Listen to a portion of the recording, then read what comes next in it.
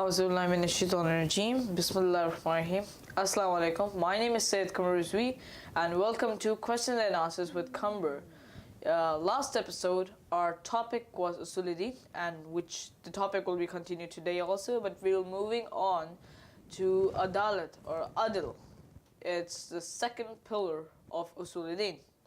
So we are yet again joined by Maulana Sayyid Amin Jafri. Assalamu alaikum. Wa alaikum assalam. How are you today? Alhamdulillah, how are you? I'm good. Thank you so much. So we thank you for all the positive feedback you guys gave me. And we would like to include a question by Sister Warisha. In one of your earlier, like the first episode, you talked about taqleed. So she asked, what is taqleed? I think I should have mentioned that. Basically, what happens in certain situations, we do not know a lot of things. Suppose I am traveling and I do not know whether I should be fasting. And I am traveling and I do not know whether my namaz would be half or smaller. And I do not know the distance. So in that scenario, whom should I ask? Some scenarios I can ask my own self, I have knowledge, but in so many scenarios I do not know things. So for that reason I have to follow and ask someone who's far superior. Like an alim. An alim, Ahsan, mashallah. So that person should have immense knowledge on that topic. So if I asked him a question, that person is the authority on that topic. Okay. Just like having a doctor, your own doctor who knows your body perfectly. You go and see that doctor whenever you are ill, whenever you have problem in your body, you go and see that doctor. That doctor keeps your file and you get answers and medicines, treatment from that doctor, being male or female. In this scenario, for human beings, especially in Shia Muslims, you have to have a marja taqleed, who generally studies for 50 plus years. And then he becomes a master on all of the topics, almost. And that person is called alam, mujtahid also. We must follow him in the rules of Islam, in Sharia rules. And that process is called taqleed, to follow basically. Yes. To follow someone who knows laws and religion better than me. That's pretty much it. And it's a wajib amal for people like who know religion or at a very basic level. We must do taqleed. It's a wajib thing. Thank you, in the absence of imam. Thank you, Maulana, for your answer, and thank you, Sister Warisha, for your question. Now, moving on to Usuluddin. Last time we discussed Tawheed, and now we will move on to Adala or Adil. So I wanted to ask you, Maulana, there are so many innocent people in the world who die every day due to natural disasters, diseases, and whatnot. So if Allah subhanahu wa ta'ala is merciful, He is Rahman, He is Rahim, and He is Adil, which means Allah subhanahu wa ta'ala uses justice and never is oppressive, then why do these innocent people, these innocent children, suffer every day? Hassan, very good question. Actually, this question could have multiple answers. One of which is Allah subhanahu wa ta'ala, one of His name is Hakim. Hakim means wise. Someone who's wise knows more than someone who's not wise. So his knowledge is immense. His knowledge is perfect. So he knows what to do and when to do. So when we see a flooding, when we see an earthquake, that means that earthquake had to happen. And he knows what to do, when that earthquake should come, when the flooding should come. Okay. So how come people are dying? Well, people are dying because they have created civilizations, cities at a wrong place, right? They have not protected the cities like in most part of the world.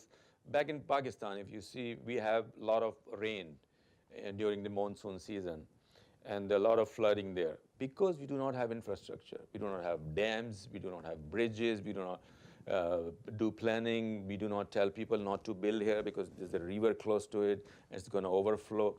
So there's one thing, Allah subhanahu wa ta'ala is wise. Number two, it's because of human error.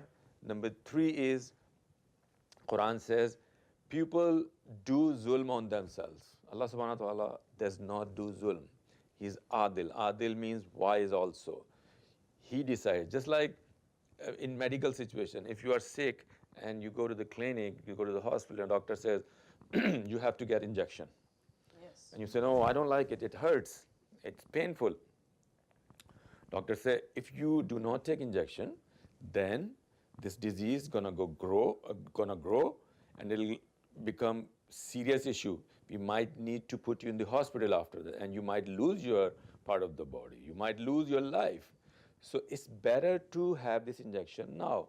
So doctor is wiser than me and you, and he or she decides, have injection, have this little pain now, and you'll be good to go.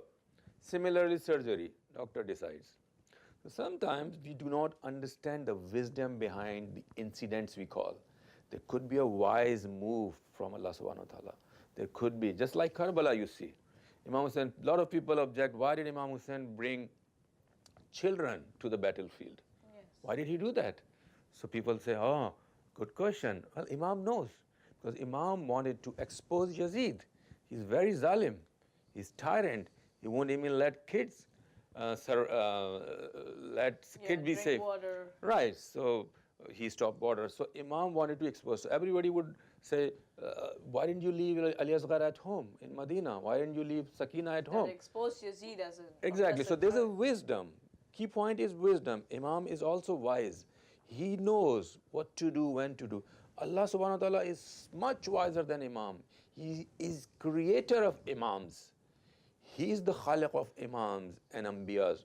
So he knows what to do. So when we say it's not adl, sometimes people say this kid was so young, his mom passed away.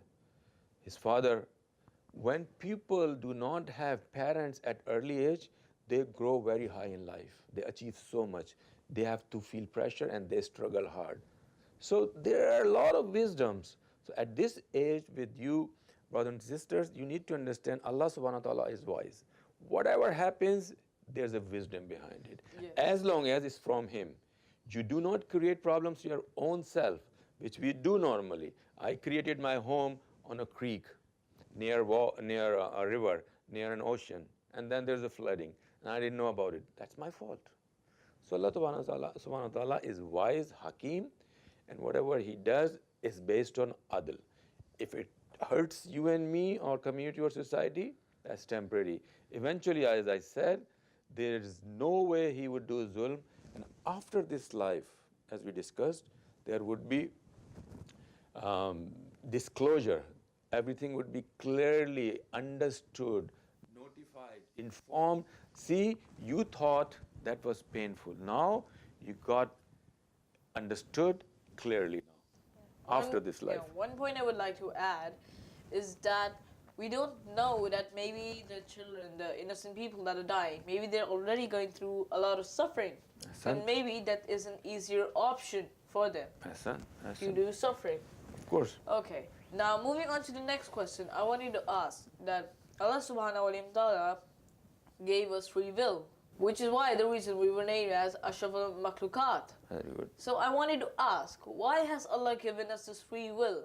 And if everything is already predicted, Allah ta'ala knows everything that will happen and will happen onwards, so why has Allah ta'ala given us free will? Couldn't He just have placed us into heaven or hell accordingly if He knows that what's going to happen?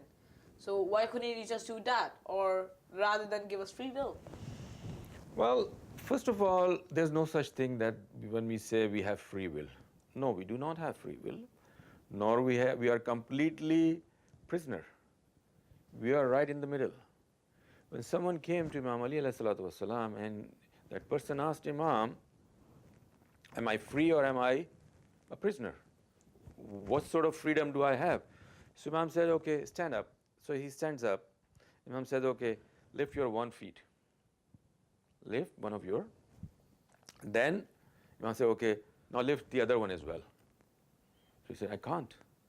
So why not? Because if I do, I'll fall. This is what Imam wanted to say. He said, see now, you have limited freedom. You are dependent. Human beings are dependent. There's no such thing as free will. There's no ultimate freedom. We are dependent on our existence, my body is dependent on the organs I have. So our free will does not mean you're completely free to do whatever you want. Yes. You're still dependent, and you must be dependent. It's good to be dependent. Once you are a child, you must be dependent on your parents. And parents should be dependent on seniors. And seniors should be dependent on senior than them. So we are limited. Allah subhanahu wa ta'ala created us in a balance. So our free will is not completely free. Just like as Imam Ali said, you're limited. You have some freedom, at the same time, you're muqayyad as You're well. also still restricted. Exactly, limited. Yes, but what about the other part? Like, could Allah subhanahu wa ta'ala just put us if you went to heaven or if you went to hell? Correct. To answer this, Allah subhanahu wa ta'ala created us from nothing. Okay? So He gave us a chance to come become His abd, His banda. Okay? Now He's giving you chance by this option, no free will, that you choose the way. You want to go Yazid way or you wanna go Imam Hussein's way. Okay? So He gives you. So He's putting you through a test, an exam, okay, a trial in this world. And He's giving you a limited free will, intellect, aql, logic. And now it's up to you. There were a lot of people in Karbala, they joined Imam Hussain later on. There were a lot of people from Medina, they started walking with Imam Hussain. They were with Imam Hussain in Makkah, but once they realized that they wouldn't get anything, they quit. Yeah, they would get killed, then they left. Exactly. So people would be going through trials. So Allah subhanahu wa ta'ala is giving us a favor. He's putting us through a trial. Whoever passes goes through. We are basically creating our heaven and hell in this world. We're building here. Allah subhanahu wa ta'ala knows that's a different part. But you and me have option now. People have option in this world to create their heavens or hell. Thank you, Maulana, for that Pleasure. answer. And we will just take a short break and then we will be back.